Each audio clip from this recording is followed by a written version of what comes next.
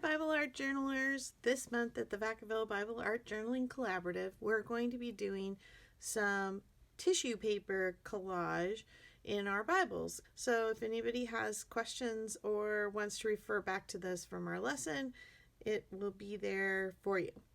I got a great tip for punching tissue from Miss Jeannie, who found it at lemonlemonbaby.com, and that's like a crafty parenting blog, but she had this great tip for punching tissue. And if you've ever tried to punch tissue before, you'll know that it gets caught in the punch, it gets wrinkled. Even when you do several layers, sometimes it's very hard. What she discovered and shared was that it helps to put some tension on the paper. And the way she did that was with her elbow. And then also using a piece of cardstock over the paper as you punch, which helps it not get stuck up in the punch. So I'm going to attempt to get this on camera. So she put her paper on the table, her elbow on the paper, and then pulled on the paper and the tissue. And then just make sure that you're punching through. I have about 6 layers here of tissue and then the cardstock. Okay. And then I'm just going to punch down the side. They're just going everywhere on my desk. But anyway, there are 6 in each of these little layers. Now, I think I missed one piece got a little crooked, but the rest are looking really good. And so now I have all these little pieces that I can separate and use on my page. That was just a great tip. So thank you, Amy from Lemon Lemon Baby. So I've gotten things kind of set up. I've separated my little pieces that I punched. I've punched a few bigger hearts. I'm not sure how many, if I just want to use one or a couple, so I just went through those 6 layers. I have some Art Basics gesso in this little cup here, and I have a paintbrush because that's kind of what I'm going to use as my glue. And then I have my craft mat tucked under to protect the other pages in case it gets messy. I tried to spread these out just because if my fingers get sticky, I didn't want to end up picking up a whole bunch at once if they stick to me. I have this page that I did in November of 2016, so almost 2 years ago. It was done with watercolor, and I thought if somebody doesn't have watercolors or doesn't feel comfortable using watercolor, what's another way I could sort of reproduce something similar without painting? And I thought about the tissue paper collage and thought I would try a page with some raindrops, just because I really like this page so much in my first Bible. And so I'm working in Hosea 6:3, and in this version it says, let us press on to know the Lord. His going out is sure as the dawn. He will come to us as the showers, as the spring rains that water the earth. And I usually will look at a couple different versions, and even though I'm working in an ESV Bible, if I like another version better, I will sometimes just go ahead and write the verse out again in whatever version. Pulled it up in the New Living Translation, and it says, "Oh, that we may know the Lord. Let us press on to know him. He will respond to us as surely as the arrival of dawn or the coming of the rains in early spring."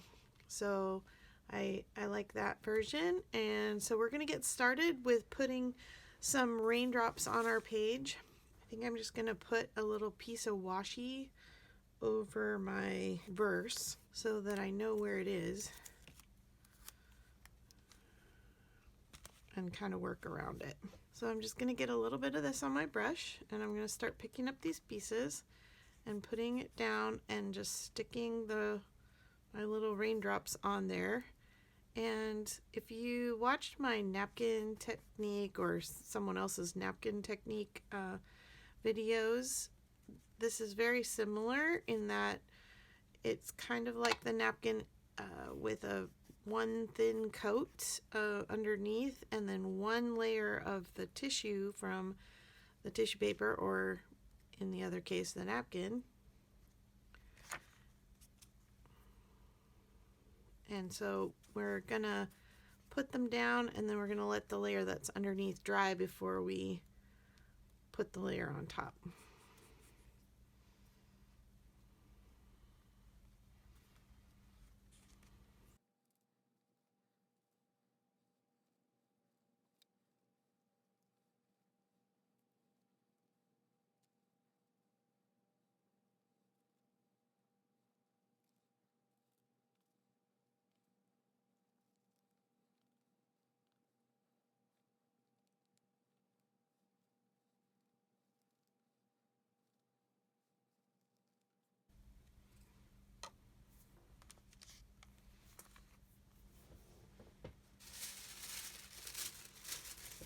So now that I have some down, in order to give myself like a little more color, I'm going to take some white tissue and just do some ripping and put some white tissue over the pieces that I have down now so that they will be a little more muted, and then I'll add some more of the ones just on top to have a variety of color.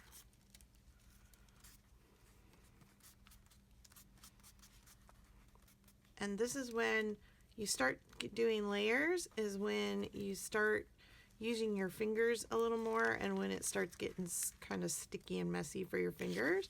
And so it's okay. Have some fun with it. Don't be afraid of a little artistic mess.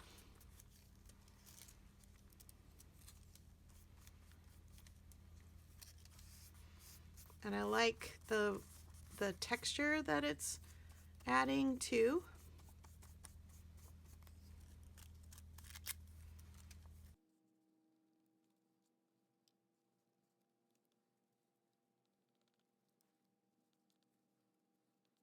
Don't worry if it hangs off the edge a little bit, we can always trim it later.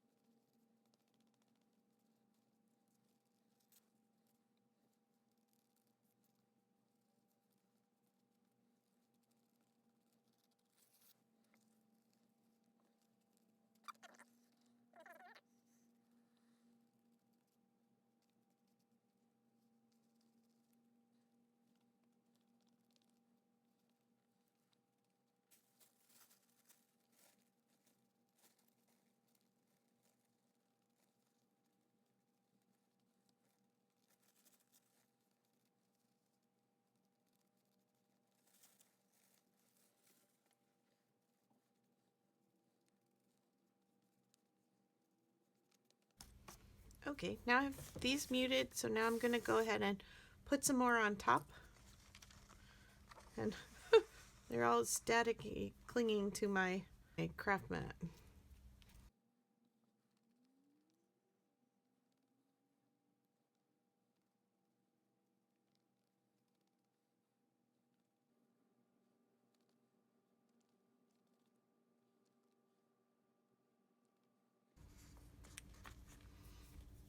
Okay, I have all the raindrops down that I want. I am just kind of filling in any place where I didn't get gesso on the paper, just because it kind of gives the paper a different texture, and so I want all the places on the page to kind of look the same when I'm done, and so just covering everything here, and then just going over the top. It dries pretty quickly, so as soon as it's mostly dry, then give it one coat over the top of everything.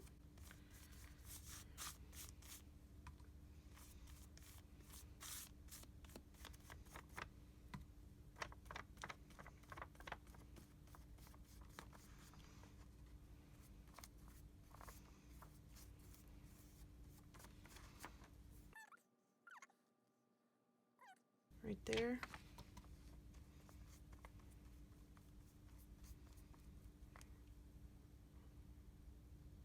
Maybe I want to do it in the light blue so it'll show through, the other raindrops will show through.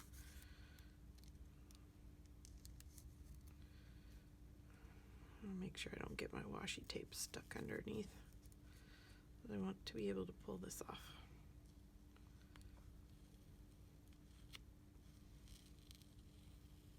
In fact, I think I'll just do that now.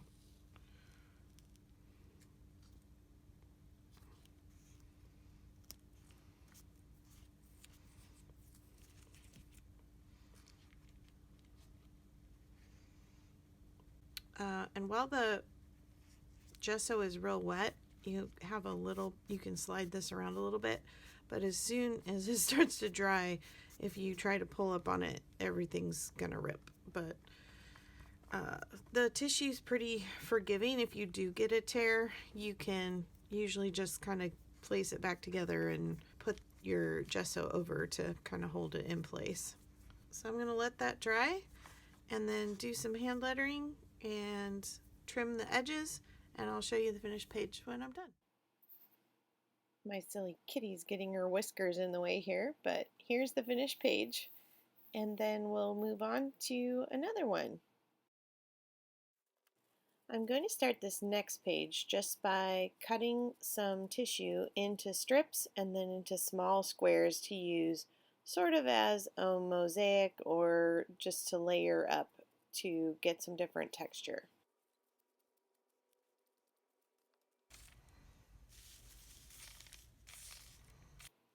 Now I have this stencil and I'm just going to decide where I want to place it and lightly trace around it with pencil. I'm using the same gesso and filling in the space that I just traced. I'll work in small sections at a time so that my gesso doesn't dry out before I get my tissue laid down. You can use a picture for reference or you can just wing it.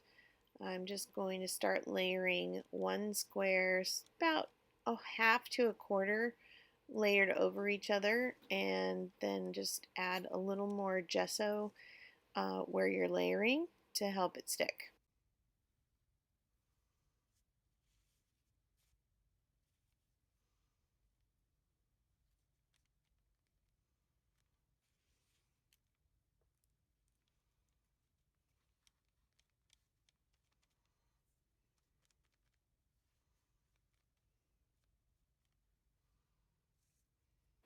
Start with the edges and work in, and start with the larger pieces and then work to the details last.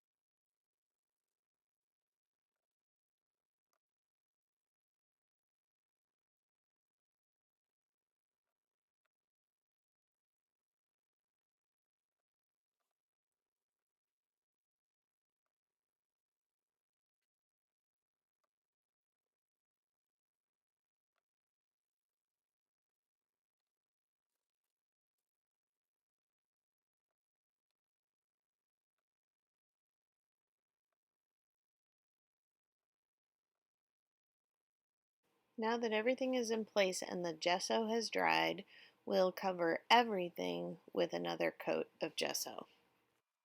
Some hand lettering once it dries and the page is complete.